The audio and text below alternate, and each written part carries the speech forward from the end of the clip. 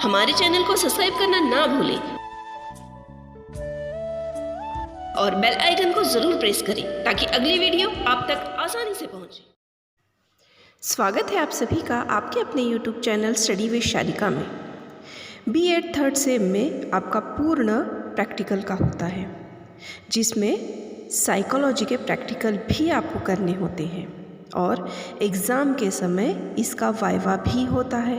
तो साइकोलॉजी के वाइवा में किस प्रकार के प्रश्न एग्ज़ामिनर पूछ सकता है, इस पर हम इस वीडियो में आज चर्चा करते हैं। तो आइए देखते हैं साइकोलॉजी पर पूछे जाने वाले संभावित प्रश्न।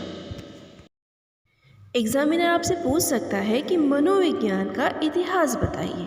तो आपको मनोविज्ञान का इतिहास एकदम शॉर्ट में बताना है। जैसे पहले मनोविज्ञान आत्मा का विज्ञान कहा जाने लगा, फिर मन का विज्ञान कहा जाने लगा, उसके बाद में मस्तिष्क का विज्ञान कहा जाने लगा, उसके बाद चेतना का विज्ञान कहा जाने लगा और अब मनोविज्ञान को व्यवहार का मनोविज्ञान कहा जाता है। दूसरा प्रश्न वो पूछ सकता है कि शिक्षा मनोविज्ञान के पिता कौन है। तो शिक्षा मनोविज्ञान के पिता थॉर्नडाइक है, ये व्यवहारवादी थे। B.Ed में आपका सब्जेक्ट प्रयोगात्मक मनोविज्ञान है, इसीलिए वह इस पर भी क्वेश्चन पूछ सकता है। जैसे कि आधुनिक प्रयोगात्मक मनोविज्ञान के जनक कौन है।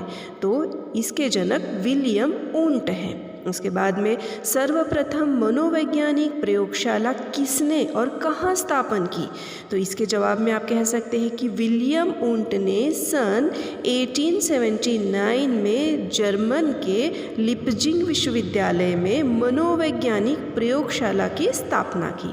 उसके बाद में प्रयोगात्मक मनोविज्ञान का मुख्य आधार क्या होता है। तो प्रयोगात्मक मनोविज्ञान का मुख्य आधार प्रयोग होते हैं। उसके बाद में ज़्यादातर क्वेश्चन यह रिपीट होता है कि टेस्ट और एक्सपेरिमेंट में क्या अंतर है। तो आपको ये ध्यान देना है कि टेस्ट, जिसे परीक्षण कहते हैं, जिसमें जो कुछ भी प्रश्नावली के द्वारा यह अप्लाई किया जाता है, मतलब टेस्ट के अंदर केवल और केवल प्रश्नावली के द्वारा रिजल्ट निकाला जाता है। और एक्सपेरिमेंट, जिसे प्रयोग कहा जाता है, ये प्रयोग उपकरणों के द्वारा किए जाते हैं, इसलिए आपको ये अच्छे से देखना है। आगे वो पूछ सकता है कि एक अच्छे मनोवैज्ञानिक परीक्षण की विशेषता कौन सी होनी चाहिए। तो इसकी विशेषता बताने के लिए आपको 4-5 पॉइंट आपको उन्हें बताने होंगे। जैसे पहला, विश्वसनीयता, जिसे कहेंगे रिलायबिलिटी। विश्वसनीयता मतलब मापन और आकलन में एकरूपता, मतलब परीक्षण को समान परिस्थितियों में एक व्यक्ति या अनेक व्यक्तियों के समूह पर भी बार बार अगर किया जाता है तो प्रत्येक बार एक ही फलांक मतलब एक ही रिजल्ट प्राप्त होता है, उसे ही हम विश्वसनीयता कहेंगे। दूसरा, वैधता मतलब वैलिडिटी, उपकरण के द्वारा किए गए मापन या आकलन में सत्यता, मतलब जो उपकरण जिस उद्देश्य के लिए बनाया गया है वह उसके द्वारा पूर्ण अगर हो रहा है तो उसमें, उस प्रयोग में हमें वैलिडिटी होगी, वैधता होगी। उसके बाद में अगला है वस्तुनिष्ठता मतलब ऑब्जेक्टिविटी। परीक्षण को विभिन्न स्थितियों में एक परीक्षक या कई परीक्षकों के जांचने पर भी विद्यार्थियों को एक ही समान अंक प्राप्त होते हैं, उसे हम वस्तुनिष्ठता कहेंगे। उसके बाद में अगला है विभेदकारिता मतलब डिस्क्रिमिनेशन, मतलब भेद करना। जब परीक्षण विभिन्न योग्यता या गुण वाले विद्यार्थियों में अंतर कर पाता है तो उसे ही हम विभेदीकरण कहते हैं। उसके बाद में व्यापकता मतलब कॉम्प्रिहेंसिवनेस। परीक्षण द्वारा जिस गुण व्यवहार का मापन किया जा रहा है उस गुण या व्यवहार से संबंधित समस्त पहलुओं को शामिल करना ही व्यापकता कहा जाता है। अगला, व्यवहार योग्यता, मतलब परीक्षण को व्यवहार उपयोगी तभी माना जा सकता है जब वह सरलता से उपयोग में लाया जा सके।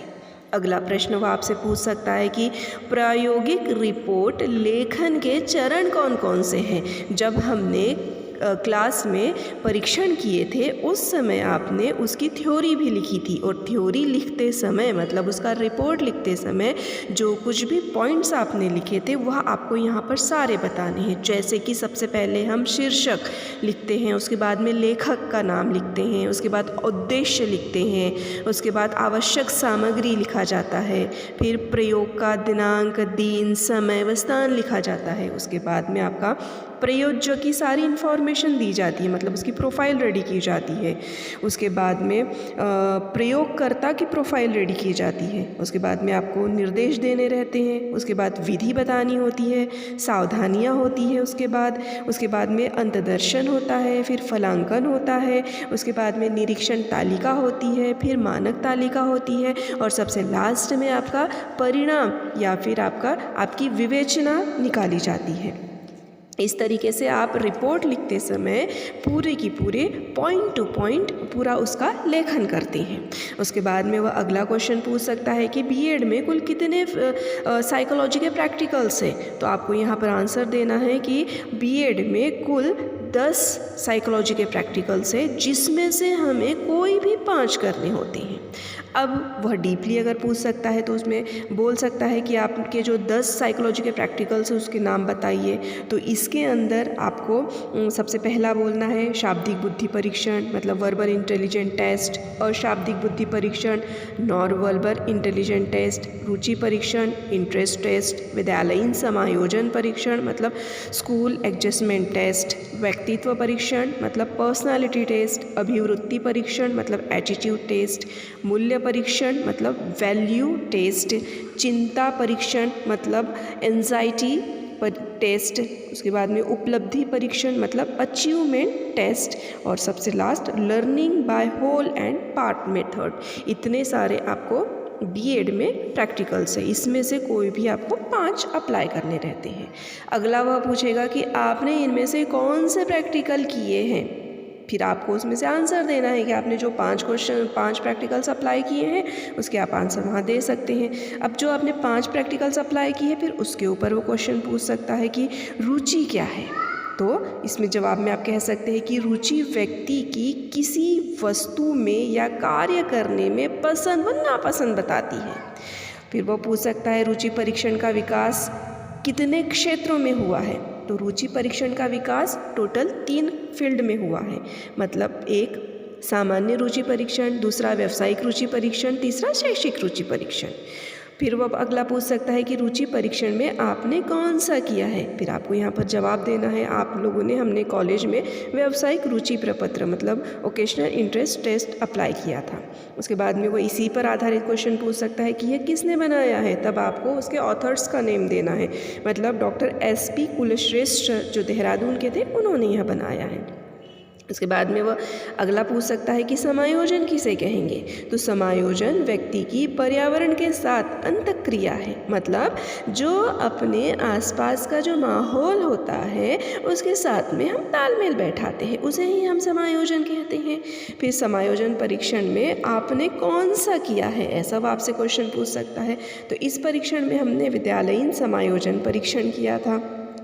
अब ये फिर उस पर अगला क्वेश्चन बनेगा कि यह किसने बनाया है, तब आपको यहाँ पर आंसर उसके ऑथर्स के नेम देने हैं, जैसे कि प्रोफेसर AK सिन्हा और प्रोफेसर RP सिंह, इन्होंने ये परीक्षण तैयार किया था।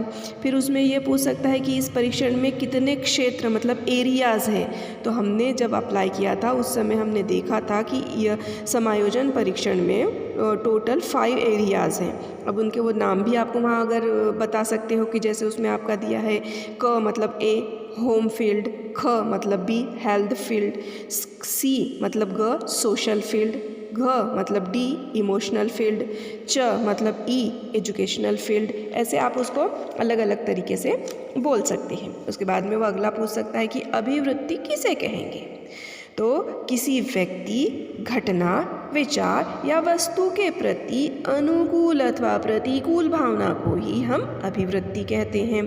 अब उसमें वो पूछ सकता है कि अभिवृत्ति को और क्या कहा जाता है, मतलब अभिवृत्ति को और कौन कौन से नामों से जाना जाता है। तो यहाँ पर आपको बताना है मनस्थिति, मनोवृत्ति, प्रवृत्ति, मनोवृत्ति, रूख, रुझान आदि नामों से हम अभिवृत्ति को पुकार सकते हैं। इसके में के बाद पूछ सकता है कि इस परीक्षण में आपने कौन सा किया है, तब आपको बताना है कि आपने कौन सा किया। हमने यहाँ पर सोधीस एटीट्यूड स्केल अप्लाई किया था। उसके बाद में अगला क्वेश्चन पूछेगा वह कि यह किसने बनाया है, तो यहाँ पर आपको आंसर देना है कि यह परीक्षण डॉक्टर T.S. सोधी ने अप्लाई किया, बनाया है। अगला क्वेश्चन वो पूछेगा कि यह मापनी किससे संबंधित है, तो इसके जवाब में यह मापनी मनुष्य मतलब व्यक्ति के जीवन के कुछ क्षेत्र या एरिया से संबंधित है। उसके बाद में वो अगला पूछेगा कि इसमें कितने और कौन से एरिया के प्रति हम अपनी मनोवृत्ति को माप सकते हैं। तो इस स्केल के अंदर, इस एटीट्यूड टेस्ट के अंदर हम हमारे 5 प्रकार के क्षेत्र के ऊपर इसका मापन कर सकते हैं। और उसमें सबसे पहला फील्ड जो है या क्षेत्र जो है माता पिता और अध्यापक के प्रति मनोवृत्ति मतलब attitude towards teachers and parents. दूसरा अनुशासन के प्रति मनोवृत्ति मतलब एटीट्यूड टूवर्ड्स डिसिप्लिन। उसके बाद में अगला जीवन और मानवता के प्रति मनोवृत्ति मतलब attitude towards life and humanity. अगला देश के प्रति मनोवृत्ति मतलब एटीट्यूड टूवर्ड्स कंट्री। अगला धर्म के प्रति मनोवृत्ति मतलब एटीट्यूड टूवर्ड्स रिलीजन। उसके बाद में वह यह भी क्वेश्चन पूछ सकता है कि इसका रिजल्ट आपने कैसे निकाला। वहाँ पर आपको जवाब देना है कि जैसे हमने मैनुअल का सहारा लेकर जो जो हमने प्रोसीजर की थी वैसे वैसे आपको वहाँ पर बताना है। जैसे सबसे पहले हमने एरियाज़ के स्कोर्स निकाले थे, फिर उन्हें परसेंटाइल में बदला था, फिर उसके बाद में हमने उसको लेवल या ग्रेडिंग सिस्टम दी थी।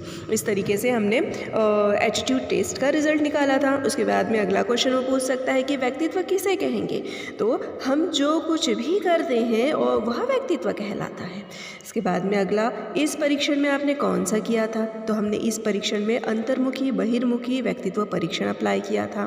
फिर वो पूछेगा कि यह किसने बनाया है, तब आप उसको आंसर देना है कि डॉक्टर P.F. अजीज़ और डॉक्टर रेखा गुप्ता ने यह बनाया है। उसके बाद में वो क्वेश्चन पूछ सकता है कि अंतर्मुखी व्यक्तित्व किसे कहेंगे, तो इसके जवाब में आपको आंसर देना है कि जो व्यक्ति अपनी भावनाओं को मतलब फीलिंग्स को सार्वजनिक तौर पर बताने में असहजता महसूस करता है, मतलब अपनी जो फीलिंग्स है वह नॉर्मली बहुत सारी भीड़ में वो नहीं बता पाता है, ऐसे व्यक्तियों को अंतर्मुखी पर्सनालिटी वाले कहेंगे। उसके बाद में अगला है कि बहिर्मुखी व्यक्तित्व किसे कहेंगे, तो जो व्यक्ति अपनी भावनाओं को आसानी से मतलब अपनी बातों को आसानी से सभी के सामने बता सकता है, उसे हम बहिर्मुखी व्यक्तित्व कहेंगे। उसके बाद में वो बोलेंगे कि आपने इसका परिणाम कैसे निकाला, तो उसमें आप जवाब दे सकते हैं कि जो कुछ भी स्कोर मिले थे उस स्कोर के आधार पर करेक्ट रिस्पांस में से इनकरेक्ट रिस्पांस हमने माइनस किया था और फिर उसके बाद में हमने इसका रिज़ल्ट निकाला था। अब उसके बाद में वह इसके ऊपर और भी क्वेश्चन पूछ सकता है कि आपके कॉलेज में कौन सा शिक्षक है जो जिसकी पर्सनैलिटी कौन कौन सी है, मतलब आपको वो ऐसा पूछ सकता है। उसके बाद में अगला वो पूछ सकता है कि बुद्धि किसे कहेंगे। वहाँ पर आप आसानी से बोल सकते हो कि बुद्धि व्यक्ति की सार्वभौम योग्यता है जिसके द्वारा वह उद्देश्यपूर्ण कार्य करता है, तर्कपूर्ण ढंग से सोचता है तथा प्रभावपूर्ण ढंग से वातावरण के साथ संपर्क स्थापित करता है। उसके बाद में वो पूछ सकता है कि बुद्धि परीक्षण निर्माण के पिता कौन हैं, तो इन बुद्धि परीक्षण निर्माण के पिता बीने हैं। उसके बाद में वह बुद्धि लब्धि का आपसे सूत्र भी पूछ सकता है, तो बुद्धि लब्धि के सूत्र में आप उसको जवाब दोगे कि बुद्धि लब्धि इज इक्वल मानसिक आयु अपॉन वास्तविक आयु इंटू 100। ऐसा आपको उसको बुद्धि लब्धि का सूत्र बताना है या फॉर्मूला बताना है। उसमें वह आपसे पूछ सकता है कि आपने कौन सा बुद्धि परीक्षण किया है, तो हमने वाचिक बुद्धि परीक्षण किया है, मतलब वर्बल इंटेलिजेंस टेस्ट किया है। इसके ऊपर वो पूछ सकता है कि यह किसने बनाया था, तब आपको वहाँ जवाब देना है कि डॉक्टर R.K. ओझा और डॉक्टर K.R. चौधरी ने यह बनाया था। उम्मीद करती हूँ आपको मेरी ये वीडियो अच्छी लगी होगी। हमारे चैनल को सब्सक्राइब करना ना भूलें और बेल आइकन को ज़रूर प्रेस करें ताकि अगली वीडियो आप तक आसानी से पहुँचे। धन्यवाद।